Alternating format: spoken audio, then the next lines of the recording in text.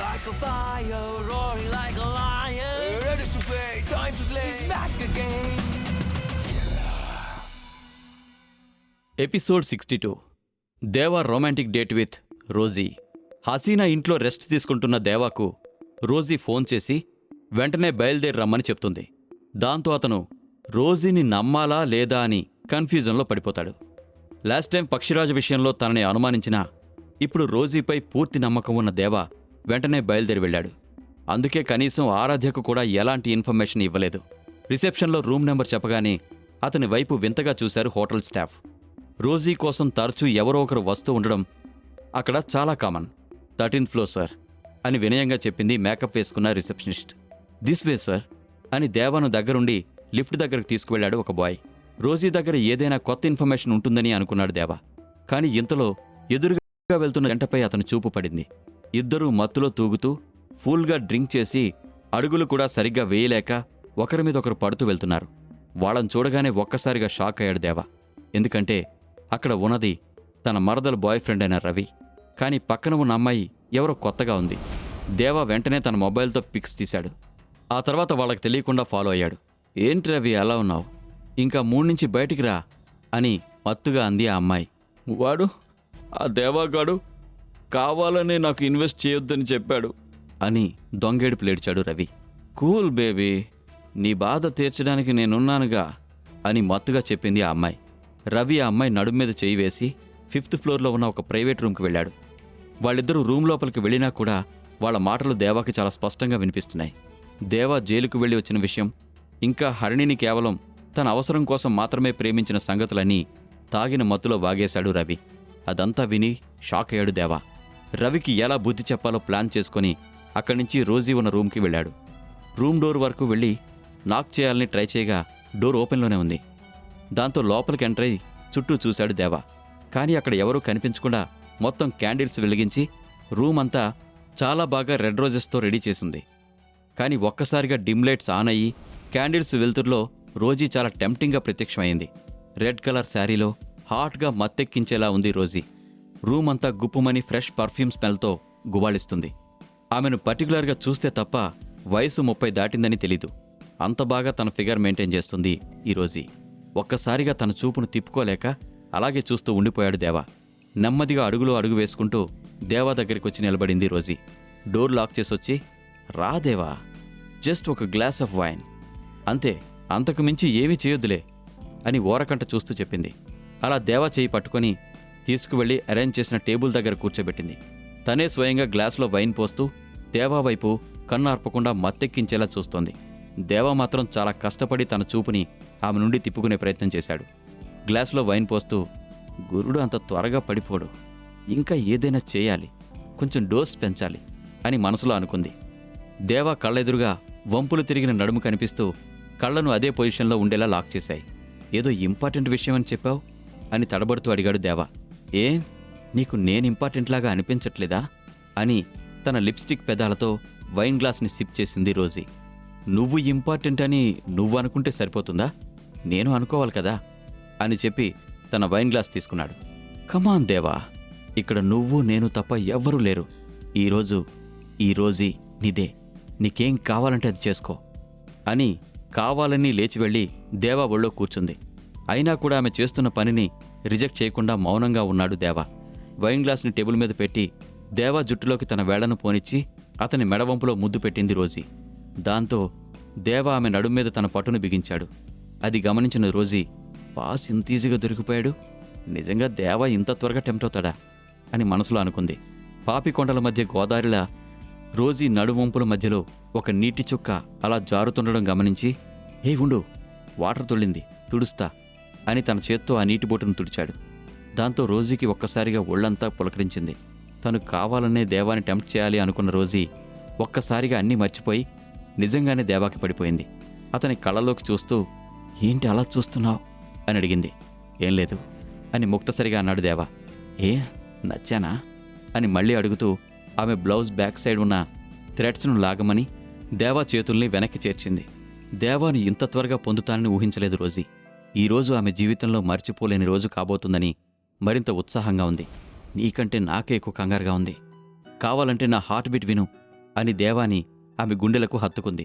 ఆ రూమ్ అంతా నిశ్శబ్దం అలముకుంది. వేగంగా కొట్టుకుంటున్న రోజీ గుండె చప్పుడు దేవాకి స్పష్టంగా వినిపిస్తుంది. వీటన్నింటి మధ్య ఒక ఆడది నోరు తెరిచి అడుగుతుంటే కాదనే మగాడు కూడా ఉంటాడా అని మనసులోనే విజయగర్వంతో అనుకుంది రోజీ. రాయి రాయి కొట్టుకుంటే నిప్పొచ్చినట్లు దేవా చెంపలు, రోజీ బుగ్గలు రాసుకొని రోజీ లోపల కోరిక మరింత ఎక్కువైంది. దేవాని ఇంకొంచెం రెచ్చగొట్టే విధంగా అతని షర్ట్ బటన్స్ ఓపెన్ చేస్తూ దేవా పెదాల వరకు వచ్చింది రోజీ. అప్పటి వరకు ఆనందంతో చూస్తున్న కళ్ళు మైకంతో మూసుకుపోయాయి. దేవాను మరింత దగ్గరగా తన గుండెలకు హత్తుకొని అలానే బెడ్ పైకి చేరిపోయింది రోజీ. కళ్ళు మూసుకొని తన్మయత్వంతో మెలికలు తిరిగిపోతున్నామని చూస్తూ అలాగే నిలబడ్డాడు దేవా. ఏంటి అలా చూస్తున్నావు, రా అని మత్తుగా పిలిచింది రోజీ. ఆమె మాటలకి పెద్దగా నవ్వుతూ నీకంత సీన్ లేదమ్మా. దేవా ఇక్కడ చీర కట్టుకుని టెంప్ట్ చేస్తే పడిపోతాను అనుకున్నావా అని అడిగాడు. అదేంటి, ఇప్పటి వరకు చేసిందేంటి మరి అని ఆవేశంగా అడిగింది. నువ్వే కాదు, నేను కూడా టెంప్ట్ చేయగలను అని చిన్న శాంపిల్ చూపించాను. మళ్ళీ నా దగ్గర ఇలా రాఘవేంద్రరావు సినిమాలోని సీన్స్ ప్లాన్ చేయకు అని కోపంగా వార్నింగ్ ఇచ్చి వెంటనే బయటకు వచ్చేశాడు దేవా. ఛ, ఇడియట్, ఎన్ని ఎక్స్పెక్టేషన్స్ పెట్టుకున్నానో అని తెగ ఫీల్ అయిపోయి కట్టుకున్న చీర తీసి విసిరేసింది రోజీ. మన్నాడు ఉదయం హసీనా ఆఫీస్కి బయలుదేరుతుండగా ఎవరో నలుగురు వచ్చి ఆమె ముక్కు మూసి వెనక ఉన్న వ్యాన్లోకి ఎక్కించుకుని వెళ్ళిపోయారు. ఆమె ఎంత గింజుకుంటున్నా వదలకుండా హసీనా మొహంపై క్లోరోఫామ్ స్ప్రే చేశారు. దాంతో ఆమె స్పృహ తప్పి పడిపోయింది. దేవా తన నానమ్మ దగ్గరుండగా అక్కడికి పరిమళ, హరిణి కూడా వచ్చారు. సారీ బావా, రవి వాళ్ళ మాటలు పట్టించుకోకు అని ఫీల్ అయింది హరిణి. నువ్వేంటే ప్రతిసారి ఏదో తప్పు చేసిన దానిలాగా దేవా ముందు తలదించుకొని నిలబడతావు అని ఆమెపై అరిచింది పరిమళ. హరిణి, ఒక్కసారి అలా బయటకొస్తావా, నీతో కొంచెం మాట్లాడాలి అని అన్నాడు దేవా. నా కూతురుతో నీకు పర్సనల్గా మాట్లాంటి, ఏం మాట్లాడాలన్నా ఇక్కడే మాట్లాడు అని సూటిగా చెప్పింది పరిమళ. అమ్మ నువ్వు ఊరుకో, పదబావా అని దేవాతో బయటకొచ్చింది హరిణి. చాలాసేపు మౌనం తర్వాత, ఏంటి బావా, ఏదో మాట్లాడతానని తీసుకొచ్చి అలా మౌనంగా ఉన్నావు అని అడిగింది హరిణి. ఆమె మాటలకి ఈ లోకంలోకి వచ్చి, నీకు రవి నిజంగా నచ్చాడా అని సూటిగా అడిగాడు దేవా. అందుకు బదులుగా ఆమె మౌనంగా ఉండిపోయింది. చెప్పు హరిణి, నీ నిర్ణయం మీద నీ లైఫ్ ఆధారపడింది అని మళ్ళీ అడిగాడు దేవా. ఏమో నాకు తెలీదు బావా, అతను ఎప్పుడు నాతో ప్రేమగా మాట్లాడలేదు. ఎంతసేపు తన బిజినెస్ ఎక్స్పాన్షన్ గురించి ఆలోచిస్తాడు. అలాంటప్పుడు నన్ను ఎందుకు లవ్ చేశాడో నాకు ఇప్పటికీ అర్థం కావట్లేదు అని బాధగా అంది హరిణి. జీవితంలో ఇంపార్టెంట్ డిసిషన్స్ తీసుకునేటప్పుడు 1కి 10 సార్లు ఆలోచించాలి హరిణి.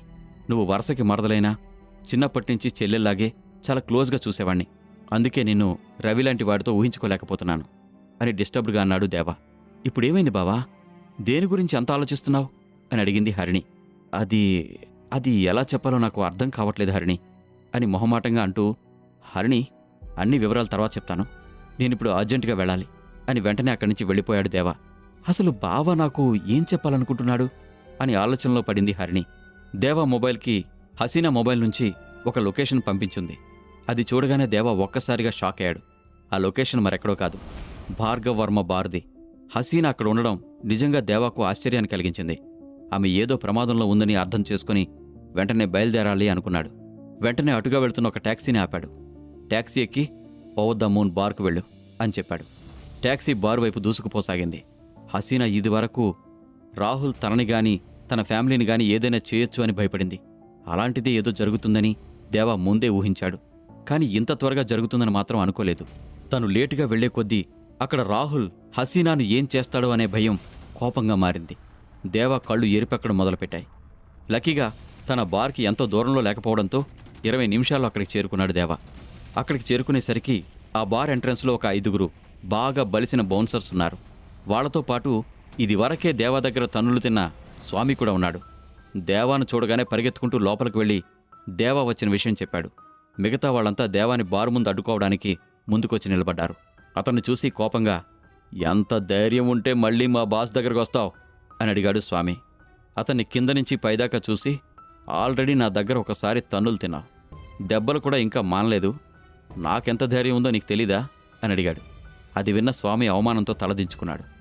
రేయ్ అప్పలస్వామి, నా దగ్గర దెబ్బలు తినడంలో నీకు బాగా ఎక్స్పీరియన్స్ ఉంది. నువ్వైనా ఈ కుర్రాళ్ళకి చెప్పాలి కదరా, పాపం నన్ను కొట్టడానికి చాలా యాక్టివ్గా కనిపిస్తున్నారు అని క్యాజువల్గా అన్నాడు దేవా. అతని మాటలకు భయపడి నోరు మెదపలేదు స్వామి. మై క్యూట్ బౌన్సర్స్, మీరు 2 విషయాలు గుర్తుపెట్టుకోవాలి. ఒకటి, ఇక్కడి నుంచి వెళ్ళిపోవాలి. అది మీకు మీ బాస్కి చాలా మంచిది. 2 ఈ రాహుల్ గారిని స్వయంగా హసీనాను తీసుకొచ్చి నాకు అప్పజెప్పమని చెప్పండి. మీరిప్పుడు చేయాల్సింది ఈ 2 పనులే, అర్థమైందా అని అన్నాడు దేవా. ఆ మాటలకు భయపడి స్వామి తనకు తెలియకుండానే 2 అడుగులు వెనక్కి వేశాడు. భయంతో అతనికి చెమటలు పట్టసాగాయి. ఇంతలో నువ్వు వీణ్ణి కంట్రోల్ చేయలేవు స్వామి అని వెనక నుంచి ఒక వాయిస్ వినపడింది. బార్ లోపల నుంచి భార్గవ్ మెల్లగా నడుచుకుంటూ వచ్చి, అలాగే ఈ మ్యాటర్ని నువ్వు కూడా కంట్రోల్ చేయలేవు దేవా అని కోపంగా చూశాడు. లాస్ట్ టైం భావన వల్ల నేను వదిలిపెట్టాల్సి వచ్చింది, కానీ ఇప్పుడు నీకు ఆ ఛాన్స్ లేదు. అయితే ఇదంతా నీ పని అన్నమాట అని నిజం తెలిసిన వాళ్ళే అన్నాడు భార్గవ్. అతని మాటలకి ఎస్ ఆఫ్ కోర్స్ అని బదులిచ్చాడు దేవా. సిగ్గు లేకుండా మాట్లాడకు. హసీనా నువ్వు కలిసి శెట్టి ఫ్యామిలీని టార్గెట్ చేస్తారా? దానివల్ల భావన లైఫ్ మీద ఇంపాక్ట్ పడుతుందని తెలిసినా కూడా ఇలా చేస్తారా అని ఆవేశంగా అన్నాడు. భావనకి ఏది మంచిదో తెలుసు కాబట్టే చేశాను అని కూల్గా చెప్పాడు దేవా. అక్కడ వాళ్ళెవరూ అక్కడ బార్ గోడకు ఆనుకుని సిగరెట్ కాలుస్తున్న ఓ అందమైన యువకుణ్ణి గుర్తించలేదు. అతనే వినోద్. కాల్చేసిన సిగరెట్ కింద పడేసి దాన్ని తొక్కుకుంటూ ముందుకొచ్చాడు. అక్కడున్న వాళ్ళ వైపు చూసి, ఏంట్రా ఎవరినో టార్గెట్ చేసినట్టున్నారు? మీకు దమ్ముంటే నాతో గొడవపడనరా. పాత మొగుడిని వదిలేసి కొత్త మొగుడి కాడికి పరిగెత్తిందంటే ఎవరితో? ముందు నా కథ చూడండి హే అని అంటూ సిగరెట్ స్మోక్ మధ్యలో ఎదురుగా ఉన్న దేవాను చూశాడు. వెంటనే మొబైల్ అందుకొని, మాస్టర్, మనం వెతుకుతున్న వ్యక్తి నాకు ఎదురుగానే ఉన్నాడు. అతని చుట్టూ 4 ఉన్నారు. వాళ్ళు గొడవ పడుతున్నట్లున్నారు. ఏం చేయమంటారు అని అడిగాడు. అవతల వ్యక్తి స్టన్ అవుతూ, ఏంటి? అక్కడే ఉండు, ఇప్పుడే వస్తున్నా అని ఫోన్ కట్ చేసింది. దేవా కోసం కొన్ని రోజులు ఇంటర్నెట్ కేఫ్ బయట, కొన్ని రోజులు బార్ దగ్గర కాపు కాస్తున్నాడు వినోద్. కానీ ఇక్కడ ఈ రౌడీ వెధవలు స్వయంగా దేవాను టార్గెట్ చేస్తారని అతను ఊహించలేదు. డిక్కి బలిసిన కోడి చికెన్ షాప్ ముందుకు వచ్చి తొడగొట్టిందంట. మీ పని అయిపోయిందిరా అని నవ్వుతూ జరుగుతున్న ఫైట్ను ఎంజాయ్ చేస్తున్నాడు వినోద్. మరోవైపు దేవా వచ్చే దారిలో 2 ఫోన్ కాల్స్ చేశాడు. ఒకటి డీజీఐ చైర్మన్ నరసింహంకి, మరొకటి రామస్వామి రంగనాథ్కి. ముంబైలోని ఎలైట్ అసోసియేషన్లో సీనియర్ ఎగ్జిక్యూటివ్ పోస్ట్లో ఉన్నాడు. దేవాకి రామస్వామి ఒకరికొకరు బాగా తెలుసు. అతనికి డైమండ్ కార్డ్ ఇష్యూ చేసినప్పుడు రామస్వామి కూడా అక్కడే ఉన్నాడు. అతనికి జరిగిన కిడ్నాప్ గురించి చెప్పాడు దేవా. రామస్వామి ఆల్రెడీ స్టార్ట్ అయ్యాడు. ఏ క్షణమైనా అక్కడికి రావచ్చు. రామస్వామి లాంటి వ్యక్తికి ముంబైలో చాలా గౌరవం మర్యాద దొరుకుతుంది. అతను గాని ఇక్కడికి వస్తే ఈ సమస్యను చాలా సులభంగా సాల్వ్ చేయగలడు. కానీ ఇక్కడ సమయం గడిచే కొద్దీ దేవాలో టెన్షన్ పెరిగిపోతుంది. ఎందుకంటే లోపల హసీనా ఉంది. ఆమెకు ఏదైనా జరిగితే దేవా జీవితంలో తనను తాను క్షమించుకోలేడు. అసలు ఇదంతా దేవా హసీనాకు డైమండ్ కార్డ్ ఇవ్వడంతోనే మొదలైందనే విషయం అతన్ని మరింత బాధిస్తోంది. భార్గవ్ వైపు చూస్తూ, ఎక్కువ చేయకుండా 10 సెకండ్లలో ఇక్కడి నుంచి జంప్ అయిపో. అది నీకు, నీ ఒంటికి చాలా మంచిది అని అన్నాడు దేవా. అబ్బా, నాకంత ఓపిక లేదు. 3 సెకండ్లు టైం ఇస్తున్నా. మర్యాదగా హసీనా ఎక్కడుందో చెప్పు అని ఇందాక ట్యాక్సీని గుద్దుకొని తగిలిన దెబ్బలను చూస్తూ అన్నాడు. అతని మాటలకి, ఏంట్రా నీ ధైర్యం? నోటికొచ్చినట్టు వాగుతున్నావు అని ఆవేశంగా అన్నాడు దేవా. అతని చేతికి అంటుకున్న రక్తాన్ని చూపించి, ఇదే నా ధైర్యం అన్నాడు. పక్కన ఉన్న వినోద్ దేవా మాటలకి గట్టిగా ఒక విజిల్ వేశాడు. దేవా పొగరెక్కిన సమాధానాలకి, వినోద్ చేస్తున్న అల్లరికి భార్గవ్కి ఇంకా మండింది. బాగా బలిసి కొట్టుకుంటున్నావురా అని అన్నాడు భార్గవ్. ఇంతలో అక్కడికి ఒక నల్లటి కారు వచ్చి ఆగింది. అందులో నుంచి దిగిన వ్యక్తిని చూసి భార్గవ్ కొయ్యబారిపోయాడు. ఇంతకీ ఆ వచ్చిన వ్యక్తి ఎవరు? దేవా నైట్ రైడర్స్ హెల్ప్ ఎందుకు తీసుకోవట్లేదు? హరిణికి తన బాయ్ ఫ్రెండ్ అయిన రవి గురించి అసలు నిజం తెలుస్తుందా? ఈ ఇంట్రెస్టింగ్ క్వశ్చన్స్కి ఆన్సర్స్ తెలియాలంటే కిల్లర్ స్టోరీలోని నెక్స్ట్ ఎపిసోడ్స్ తప్పకుండా వినాల్సిందే మరి. Like a fire.